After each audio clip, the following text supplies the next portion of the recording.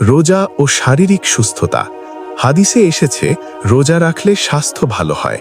এটি একটি বাস্তব ও বৈজ্ঞানিক সত্য। রোজা অনেক রোগের জন্য নজিরবিহীন চিকিৎসা।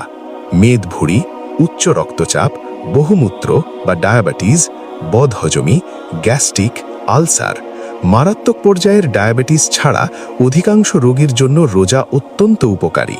রোজার মাধ্যমে হজমযন্ত্র বিশ্রাম পায় এবং শরীরের ভারসাম্য পুনরুদ্ধার হয়। 6. রোজা শরীরের যাকাত।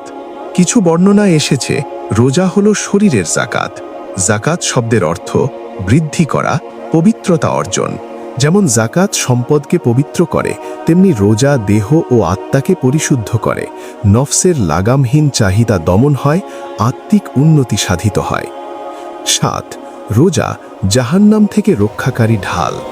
আবু হুরায়রা রাদিয়াল্লাহু আনহু থেকে বর্ণিত, নবী সাল্লাল্লাহু আলাইহি ওয়াসাল্লাম বলেছেন, রোজা হচ্ছে ঢাল স্বরূপ এবং জাহান্নামের আগুন থেকে বাঁচার সুরক্ষিত দুর্গ বিশেষ।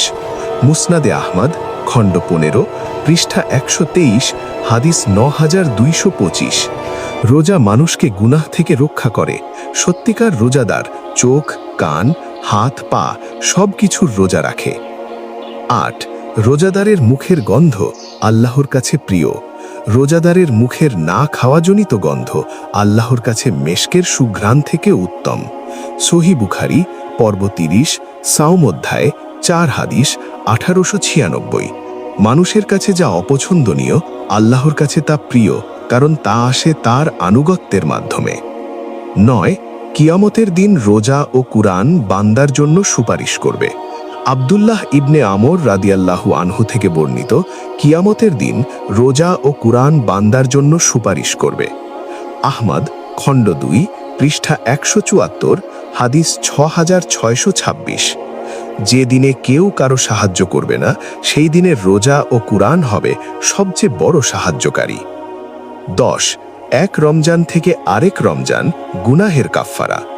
আবু হুরায়রা রাদিয়াল্লাহু আনহু থেকে বর্ণিত, 5 ওয়াক্ত নামাজ এক জুমা থেকে আরেক জুমা এবং এক রমজান থেকে আরেক রমজান মধ্যবর্তী সময়ের সাগিরা গুনাহ ক্ষতিপূরণ হবে যদি কবিরা গুনাহ না করা হয়। মুসলিম, পৃষ্ঠা 144, খণ্ড 1, হাদিস 574। শর্ত হল কবিরা গুনাহ থেকে বেঁচে থাকা এবং তওবা করা। প্রিয় মুসলিম ভাই ও বোনেরা, রমজান শুধু উপবাসের মাস নয়, এটি গুনাহ মাফের মাস, জান্নাতের মাস, তাকওয়ার মাস। আসুন আমরা যেন এই রহস্যময় এবং অগণিত সওয়াবের বিনিময় থেকে উদাসীন না থাকি। আল্লাহ আমাদের সবাইকে রমজানের রোজার হক আদায় করার তৌফিক দান করুন। আমিন।